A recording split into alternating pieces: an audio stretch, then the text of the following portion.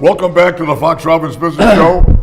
Thanks for joining us. Come on in and sit a while. Fox Robbins Business Show is all about developing your very best business ideas, and we're here to advise and help and counsel and answer questions and be cheerleaders and whatever, for small business. Mm-hmm. And I'm the co-host, Bill Fox, but the other co-host, this guy. They say, this is the word out on the street, this guy is torrid. He's provocative and, above all, entertaining. It's Coach Robbins. I like to be entertaining, that's true. And this is episode 2 of 2 episodes about the 25 characteristics of successful entrepreneurs. There's a lot of ideas going on here, but starting and running a business is somewhat complex, I would say. Very complex. We got got ideas here from James Stevenson, Entrepreneur Magazine, which is a great magazine for entrepreneurs. Coach, we're going to skip to our slide number 11, which is build a top-notch team. Mm-hmm. Build a team with commitment. You may start with family and friends. I mean, everybody does that, yeah. But you must do that with care. You better do it. You might not have any friends left, because business is business and family's family, and that's why family businesses can be difficult, wonderful, but difficult to manage.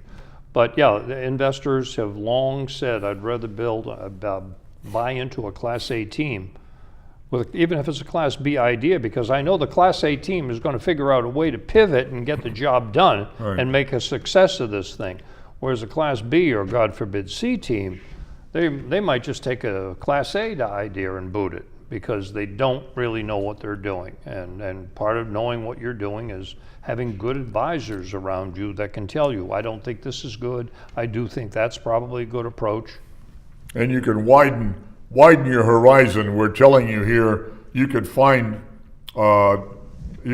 help from suppliers, employees people you employ, or subcontractors, yep, or outside consultants, mm-hmm, and even among customers. I hired outside consultants that, quite frankly, at some point I thought they were good enough, and I made them an offer they couldn't refuse, and I hired them.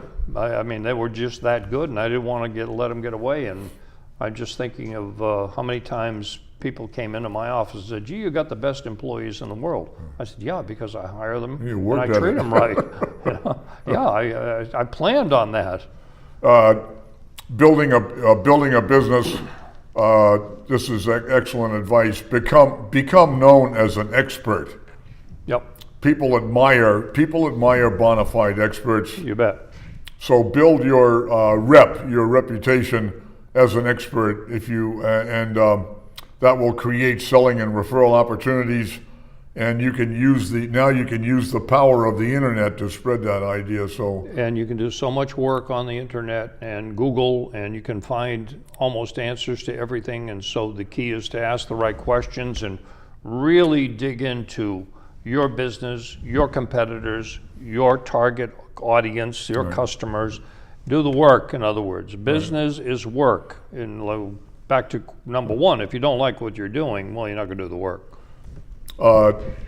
Create competitive advantage. Now, this gets into one of your big favorites. If I were to ask you, you're either planning to start a business, or you have started one that's up and running, and I come to you and I say, you got 3 seconds. What is your competitive advantage? Right. Why Don't take a half an hour to answer that. No, you got to answer it quickly. Why you're telling the customer why they should give you their money instead of the company that's buying for that dollar, or the company that they're already spending that dollar with. Why should they change? Why? What value are you going to provide to them? Value being the difference between the price they pay and what they really wind up getting. So you got to pay attention. Unique selling proposition, we talk about it in marketing all the time. Something unique and something the customers want and lasting, that gives you a competitive advantage. And Why would anybody want to own or work for a business that doesn't have some kind of a competitive advantage for some target customer? And you say, what's the competitive advantage? It could be innovation, Sure. Fresh Creativity, innovation in yep. product or service, Sure. warranty, Yep. selection of product and service, Sure. selectability, A choice, focus product or a broad hours of availability, payment, price, service, product return. There's lots of employees who are just give better service, and the Employee, yeah. customers are so happy doing business with those employees. And this is one of your favorites. This is from Michael Porter. You love this. I love the Michael Porter, brilliant guy. This is a chart that was in Michael Porter's big breakthrough Yes. book on marketing. Competitive advantage, yeah. What's this say to the young entrepreneur? Well, Michael Porter, just you can glance at that, but Michael Porter basically says, look, if you're going to be in business and be successful, you're either going to be cheaper or you're going to be different. I mean, that's it. You're going to be cheaper or you're going to be different. Now, if you're going to be a small business, I don't think cheaper is the way to go. Cheaper's okay if you've got lower costs. Cheaper's okay for Amazon, or cheaper's okay certainly for Walmart. But for small businesses, you got to figure out what makes your business different than the competitor. Can I compete with Walmart? Well, not on their terms. No, I can't beat them on price. But I can beat them on service. I can beat them on quality. I can beat them on a lot of things. But certainly they've got a competitive advantage because they're huge purchasing power. So I'm not going to try to compete with I want to be able to go into the battle with more horses than the other guys got. It's just that simple. Right. Or you can end up what that sign says, right? Stuck in the middle. Stuck in the middle. Sears, who are they? You're kind of I don't know who they are anymore. You're no one in particular to Right. to. You're know. just another Me Too businesses, and Me Too businesses fail. So differentiation, that's innovation, special product, special Creativity, advantage, right. Or cost leader. Cost leader. Cost leadership is a polite way to say, the cheapest. That's right. But they have to have a cost leadership position. But that's or a they can't be dangerous- cheaper. They can't sell something that costs the same for less and survive. It's not gonna Being work. cheaper, Coach, is a dangerous tack. For a small business, I remember all those when not for Walmart. When I was a kid, all those Yeah. Western movies I watched that said, no matter how fast you are with a gun, there's Always always somebody somebody coming into town who's faster. Right. And you're just being cheaper. You say, "Oh, I'm cheaper." Yeah. Somebody's going to come in and Not only that, Pete. Take you- Not only that, if somebody, I'm cheaper, they say you probably sell junk too. So it doesn't give you a good image. It's not for small business. here's one interesting one for entrepreneurs is called invest in yourself. Yep. What does that mean? Top entrepreneurs, really successful and well-known entrepreneurs, read books, they read magazines, Constantly. reports, journals, Constantly. websites, industry publications, Yep. join the Chamber of Commerce, Yep. club association, go to a seminar, workshop, Webinars all the time. invest in yourself, You bet. and be accessible. I was mentioning, in the previous episode, our society today is very demanding Yeah. and fast. Right. We want it, whatever you're going to do for me, I want it now. Right. So make it easy and fast for people to do business with you. Yep. Make it easy. Make it easy for them to give you their money. Right. Well, and that may sound like a simple thing, but you're driving down the road, you drive past a truck, and it doesn't have a phone number. Or a website. I mean, you didn't have a website. Yeah. Well, why don't you have the phone number and the website, and especially on a truck, because people drive by there, you don't even have 3 seconds. Especially on the back while you're sitting behind it. But I'm being funny, but it's communication. Communication. You want to think Promotion. have it easy for people to get and find you Yep. and get in touch with you. Yep. Think like your customers think. Right. Rock solid. Next item, Coach, is rock solid reputation. Whether a business or an individual, it takes a lifetime to build a rock solid reputation. It takes a second to destroy it. Right. And you want to make sure you deal with integrity and the reputation, the brand. We're back to creating a brand identity for your company is critical. Delivering goods on time, Yep. performing service well and on time, consistency, building an overall, a trust factor. Trust is a huge word. Yeah. A huge word, and trust can go away like that. Right. And when you say deliver on time, people say to me, geez, I can't deliver it for 4 to 6 weeks. I said, then tell them it's 4 to 6 weeks. Don't tell them it's 2 weeks. Yeah. That's building a bad reputation. Right. And by the way, if it's 6 to 8, then tell them it's 6 to 8 weeks. Just be honest with people. I might not get the order. Well, guess what? If you get the order and you tell them 4 weeks and you deliver an 8 and they get angry, you're not going to get the next one, and therefore you haven't created a customer. You just got one sale. And that guy's going to say, don't buy from them. They lie. In promoting your business, learn to sell benefits. Yeah. Here what says selling benefits and letting customers decide to do business with you instead of pushing product features. You don't have to. Features are meaningless if they don't benefit me. Right. You know how many features are in these things that we never use? Right. So they're not going to benefit us unless there's something we can use and do our job better or more efficiently or effectively. But people don't buy features. People buy benefits. Right. What's in it for me? WIIFM. That's the radio station you got to advertise on, and that's the benefit radio station. It's not a radio station. What's in it for me? Well, my product does this or my product does that. Really? What do I get for that? It's faster, cheaper, better. It'll save you money. It'll make you better looking. I'll buy it. Next one, Coach, is getting involved. This can be a toughie, small business people. Time is at a premium. Yep. But getting involved in what? Getting involved in your community, like a charity, food bank, community events, local politics, programs. Sure. Various programs to promote business. Yep. Whatever the local chamber of commerce. Join it. Yep. They have they have parades. They have get to know you parties. They have put out buyers guides. I mean, all kinds of activity. That's what Chamber of Commerce is do. You want to get involved because corporate social responsibility is a big factor in today's world. Big companies realize it. And they are doing good work. They are looking at sustainability seriously, and small companies have to too. You're a small business person. Say, it would be easy for you to say, no, I'm busy. I forget it. Right.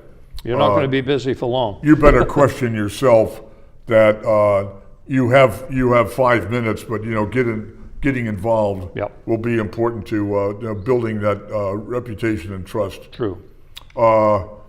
Grabbing attention. We're back to that 2 or 3 seconds. Getting involved in the community, but also this is how you get attention with any participation in a charity, food bank, community event, local politics, and so forth. Yep. So grabbing attention.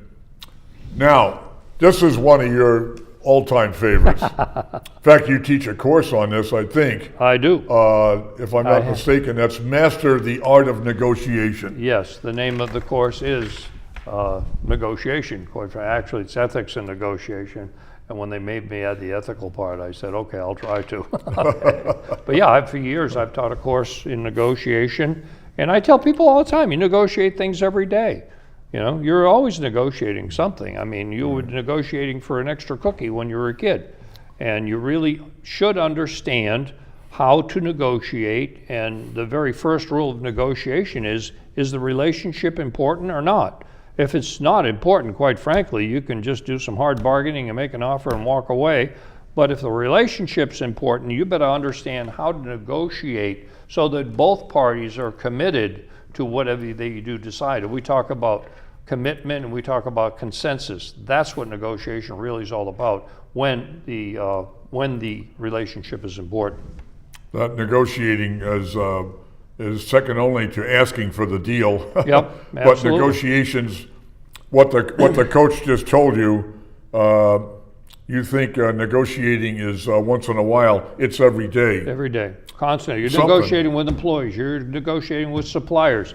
You're negotiating certainly with customers. You're always negotiating something. And he said what's called win-win. It's an old expression, but that means that you can think that in negotiation means I'm a tough guy. Yeah. I win, you lose. And I won't stick with the program if I'm losing. If the relationship is important, it has to be a win-win solution. You think he's stupid that I'm working a deal with him and he doesn't understand that he's getting the short end of the stick? I might buy it once, shame, do it once, shame on me. Do it twice, no, do it once, shame on you. Do it twice, shame on me. I'm out of here. And your workspace, Coach, designing your workspace to be successful is, are you a clutter bug? I mean, is it everything around you is junky or piled up or disorganized, or where did I put my car keys? Are you that kind of person, or are you organized? I'm pretty well organized. As a matter of fact, when you talk about car keys, I'll walk in the house, right near the front door is where I hang up my car keys. I'll actually do it, hang up my car keys, walk into the kitchen and go, oh, wait a minute, where's my car keys? Did I hang them up? Oh yeah, I don't even think about it. It's become just, the way I do things, I'm habit. And when I'm sitting in my desk and I know where my computer is in front of me and I've got my iPhone beside me and I've got a nice, effective, efficient workspace. I'm always talking about efficient and effective. Well, I've added in here, you project, if you design your workspace, you also project a professionalism to visitors. Especially if People come to see you, you're junky. And you got a mess, then they're going to say, this guy's, you want, okay, if you're the type of person that's a clutter bug, then you need two offices, okay? One's hidden in the back where you might feel comfortable and everything's a mess, but one's out front where the customers can come in and sit, and your suppliers and your employees. I don't know what's simple. Is it dirty? Is it cluttered? Is it... yeah, absolutely. Confused, so forth. Yep. And in addition to having a good workspace is getting and staying organized. Well, the fact that you've got a good workspace does keep you, organized, does, allow you to be efficient and get things done correctly on time. If you're always spending time looking around trying to figure things out, you're wasting time, and time's valuable to an entrepreneur. Time is precious. The point, the issue, and the point that we're making here is not limited to your filing cabinet. No, right. You've got a filing cabinet, and it's got Pendaflex, folders and little ID tabs. That's fine. I mean, I really don't want to put that down, but that's a good thing to staying have. organized is not the only thing we're talking about. But do you want it in a file cabinet where you can pull it out when you need it, or do you want it in a pile on your desk this high where you have no idea where it is and you got to go through 400 papers to find it every time you go looking for it? Well, we also want to know, do you have a to-do list? Oh, absolutely. A priority. Every morning. One of the first things I do, I get up at 5 o'clock in the morning. I walk in the office and I look at my schedule today. I say, oh yeah, by the way, I got to pick up my pants at the cleaner. I mean, stupid things, maybe. Oh, I've got to do this. Yeah, I got to go to CVS. So, honey, you need anything to stop at shop? Yes, dear, pick up some of this. Okay, great. And I've got my little paper. I'm sorry, I'm a dinosaur. I do have it here for when I'm driving and I can talk to it. Well, don't forget you have to go to the TV studio to do a show on Small I Business. had that on my list today for 11 o'clock this morning. I have to make sure I get to the studio on time so I can get a parking space. To-do list and a calendar. Do you have a calendar? I have a calendar that I maintain, and I have two ladies in the main office who help me maintain it every single day. The one thing I wanted to mention about to-do list, it's a technique that you're paying attention to the most vital issues. Yes. Not the most favorite or the ones that are on the front of your mind right now, but you say, wait a minute, I'm gonna pick and choose, and I'm gonna be doing the A items first, and then the B, and then the C. Well, I do the ones first, then the twos, but if you want to use an alphabet, go ahead. yeah. I might be the third thing down. I'll put a big one beside it and underline it and say, that's the first thing I've got to do. Yeah, I use a to-do list all the time. Now, this may sound a little bit strange to you guys, but we're also saying that there's good advice here. Yes, take time off. Sure. You need a break. You need to clear your mind. You need to relax. You need to take a vacation. You need to go away with your significant other, your kids, and just get a break from. I don't care if it's for 2 or 3 days, whatever it is. Take the time to recharge the batteries. And running a business, that's a... You already said how magnetic I was. Well, I got to recharge the electrons every once in a while. You know, if you got to stay up late or work around the clock, if you have to, or you should have you should go home. You should have a lunch break. Even take a vacation, take some time off. My administrative assistant every once in a while will see that I'm scheduling myself up, and she'll actually put in there, take a lunch break. You look busy today. She writes it. Alice will write it down on it. Say, yeah, you're right. I've got a lot to do today and tonight. Okay, make sure you take a lunch break. Okay, so she'll put it right on my schedule. We're asking you to be flexible in starting or running a business, but also if no one ever told you there is such a thing as burnout, you can. Well, that's right, and that's what this is all about. Take some time away from that, and relax, and mindfulness, and set yourself at ease so that you can get back to it with some fervor. Actually, that taking time off, I don't know if you call it taking. Well, we mentioned way back earlier in earlier points that we made is you might go to a seminar. Sure, and that's nice clearing your mind. Or take a webinar in the middle of the day. I probably take well over 50 webinars a year. I used to do everything by reading books because I've read over 1,000, as you know, books on business. You've seen my office, which is a little cluttered, I will admit that. But I know where all those books are. They're all categorized. But I take over 50 webinars alone a year, let alone the seminars I attend. And we do the Massachusetts Small Business Development, it's part of the New England SBDCs, and we do once a year a whole week where we go away, all of us, to a nice little inn now in Maine, and we have seminars all day long. Right. 4 days of seminars, 2 in the morning, 2 in the afternoon. You're investing in yourself. You're networking with your other peers, and it's just great because you're increasing your learning, but you're also away from the fray, and it's a good break, quite frankly, even though you're learning something. Don't be afraid. Don't be afraid to take a break or take time off. You got to recharge the battery. And for some of you who are starting or running a small business, you might want to think about limiting the number of hats you wear. Yeah. You wear, put off and on, different hats. There is there's an old time saying, probably goes back to medieval times. If you want it done right, do it yourself, which is an attitude. That's a bad attitude. It's also a bad attitude. A bad attitude. If I want it done right, I'll find the best person to do it. Now, if that's me, then I'll do it. But if it's somebody that works for me, I'm going to assign them to do it. I'm not going to abdicate it, but I'm going to check to see that it's done. But they're going to do it, and I expect them to do it. That's what I'm paying them for. You also, I don't know, part of this, part of the point we're making here is, as an entrepreneur, maybe you're too fussy in a way. Someone did not perform a task exactly and according to your likes or dislikes. Well, that may be true, but did they do it? It's possible that you're a fuss budget. It could be, and that's not a good thing. You're a perfectionist. Well, you know what? Perfectionists have all kinds of trouble in all kinds of businesses. Look, this is it's difficult. It's a matter. As a judgment factor here. But you say I have to do everything myself. Well, if you can't bring other people into the task, if you can't delegate, build a You're not build gonna a grow. team. You can't grow. You Yeah. can't grow the business. There's only one you, and there's only 24 hours in a day.